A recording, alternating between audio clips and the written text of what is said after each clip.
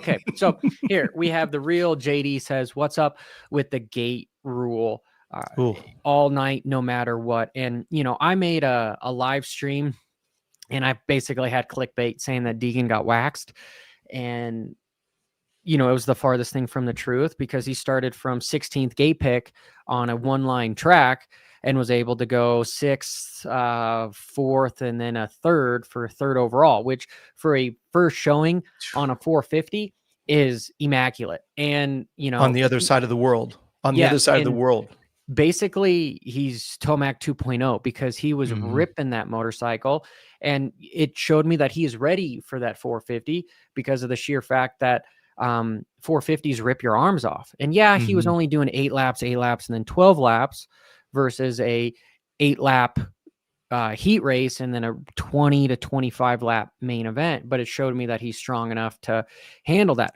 Not necessarily think that the clutch is able to, because he blew up 2 hydraulic clutches, and then they had to use Tomac's cable clutch on that Yamaha to finish it off with there.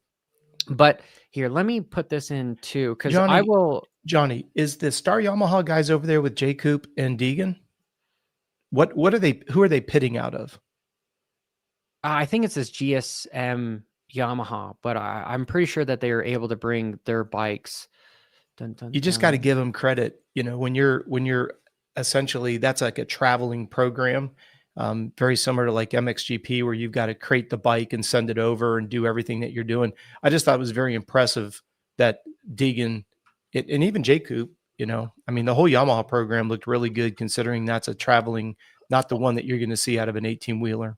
Well, Coach, like, this is what I don't get. And, you gave me Blair's number, and I'm going to text Emick and just be like, what the fuck how do I find the rule book? Right. Because the only thing I can find is this silly do's and don'ts.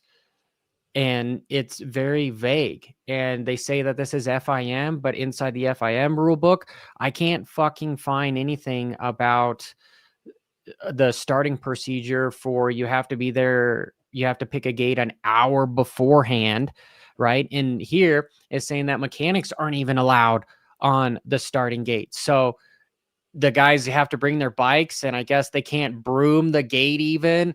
And it just seems ridiculous. Like, who made this rule and why is it there? And what the fuck is the rule? Because I forget the Vital interview that Deegan was in, that basically he just was like, yeah, it was my fucking fault. I'm not going to protest it because I didn't really come here to win a championship. I just came here to get some experience, which ding, ding, ding, ding, ding means I'm signing up for A1. And I might go down as the most retarded moto content creator ever by saying that I think he's going to race the 450 A1. But hey, you can blame me because I said that and I got ostracized in my DMs. People said I was an effing idiot.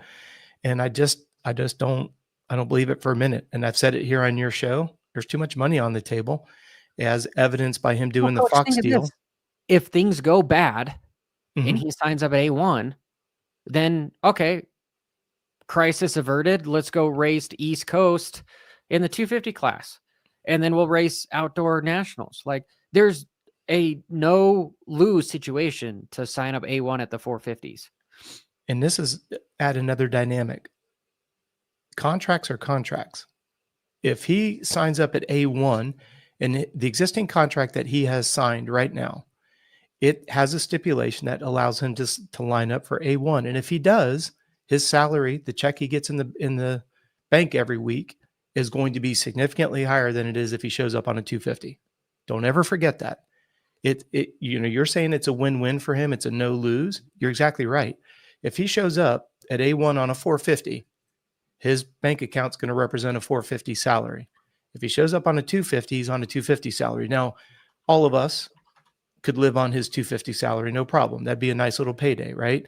But where there's a he's little bit still of probably the highest paid 250 rider, hands down, ever. Hands down. Yeah, and just think of, like, he gets away from Kai to Wolf in the 250 class, so you can sit there and you can just keyboard warrior the shit out of, like, yeah, wait till you get to the 450s, I'm going to destroy, like, it's a no lose situation. But what is a lose? About that? Excuse me, go ahead.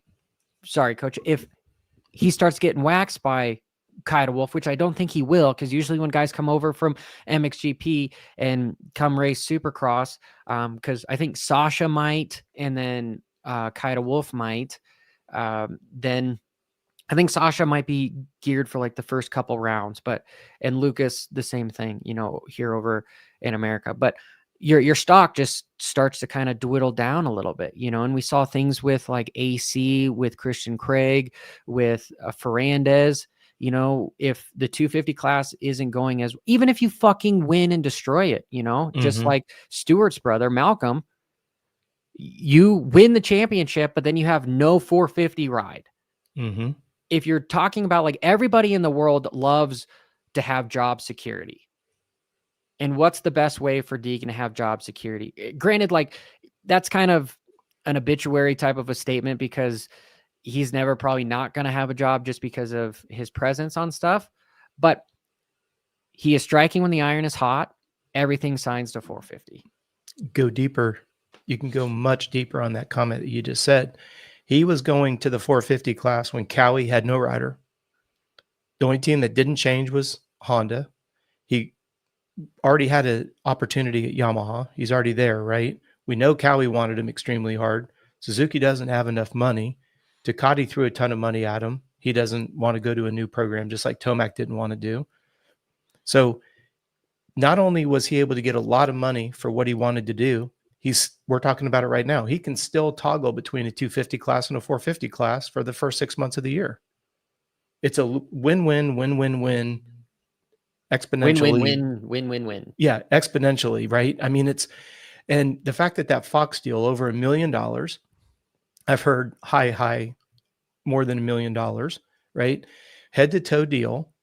They've already got their own signature line. You just start putting all those pieces together, and that's not what you see in a 250 rider. Not from an OEM standpoint, because an OEM, especially like with the Star program, that gear deal, it's like PC with their deal gear on the 250s, right? Everybody look at Marchbanks. He's going to be getting his own gear deal now that he's out from underneath the PC umbrella.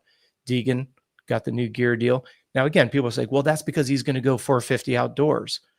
That's not what Fox pays for, is for him to be on a 250 at A1.